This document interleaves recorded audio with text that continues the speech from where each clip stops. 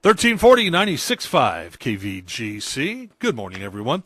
7 minutes after the hour of 7 o'clock, time for a look at the news for a Wednesday. It's the 24th day of January for 2018. Topping the news today, 2 more members of the Calaveras County Board of Supervisors were served notices of intent to circulate recall petitions yesterday. District 1 Supervisor and Board Chair Gary Toffanelli and District 4 Supervisor Dennis Mills were served during yesterday's meeting. Jeremy Maddox, a registered cannabis grower and resident of Angels Camp, served Mills during public comment, and Joan Wilson, who has a registered 3,000-square-foot outdoor cannabis grow outside of Angels Camp, served Toffanelli shortly after Maddox served Mills. The proponents of the recall now have 7 days from the date they served the elected officials to file a notice of intent and proof of service with the Elections Department. To get a recall of a supervisor on a ballot, the valid signatures of 25% of registered voters in that supervisor's district must be collected. In Toffanelli's District 1, that would require 1,399 signatures, and for Mills in District 4, 1,555 signatures will be needed to be collected. Toffanelli and Mills are not the only supervisors facing recall efforts. A recall petition for District 2 Supervisor Jack Garamendi has been approved for circulation. The number of valid signatures now required in District 2 to get the recall on the ballot is 1,319. The deadline for submitting signatures to recall Garamendi is 5 p.m. on April 19th. Well, over the past several weeks, Ione Police Department has been experiencing an influx of calls during the evening and early morning about unlocked vehicles being rummaged through.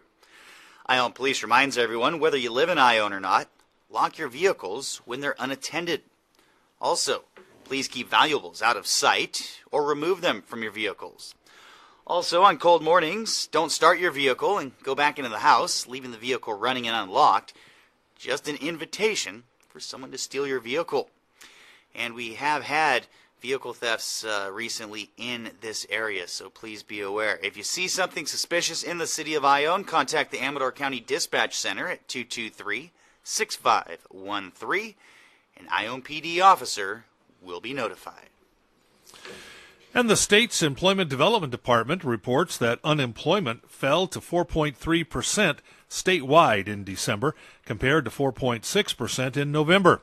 Sectors that posted job gains include government, hospitality, professional services, construction, manufacturing, and healthcare. Sectors that lost jobs include trade, transportation, and utilities. While California's unemployment rate fell last month, it edged up slightly in the motherlode. Amador County's unemployment rate last month itched up to 4.4%, compared to 4.2% in November. Calaveras County's increased to 4%, compared to 3.8% in November. Marin County has the lowest unemployment rate in the state at 2.1%. Imperial County the highest at 17.9%. The U.S. unemployment rate was unchanged last month at 4.1%. With the forecast calling for rain in the foothills, snow as low as 3,000 over the next few days, driving conditions can become harsher and more dangerous, even for the most experienced drivers. Here's a few important tips from local law enforcement and Caltrans to keep in mind when it comes time to hit the road for work or play. Before your trip, take a few minutes to check your brakes, your windshield wipers, defroster, antifreeze, heater and exhaust system.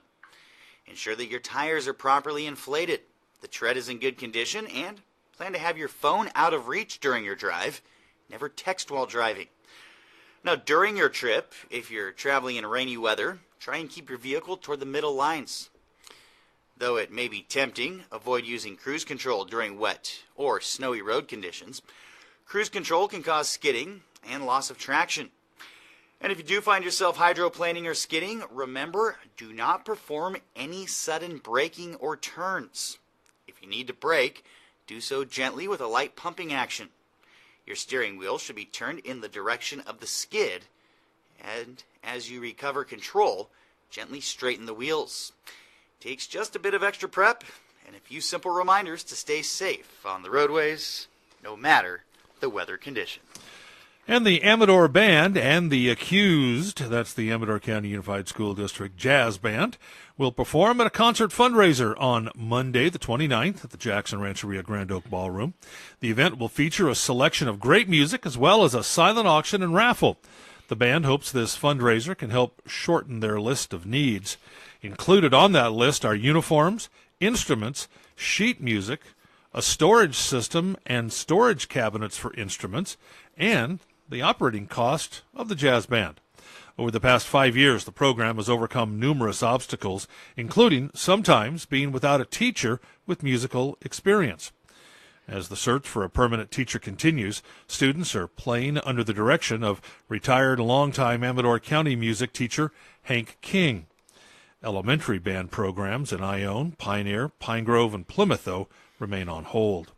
Doors open at 6 p.m. on Monday. The concert begins at 7.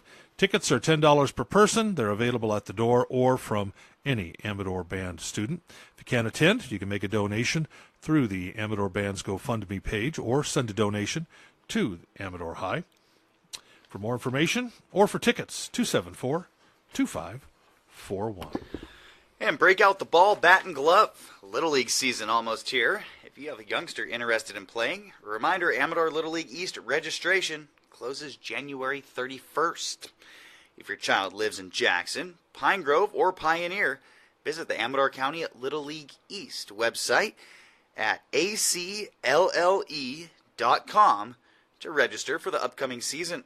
Spots still available. Teams are filling fast. And that's a look at local news on a Gold Country Wednesday morning from the KVGC News Center. I'm JD. And I'm Jim Geedy reporting.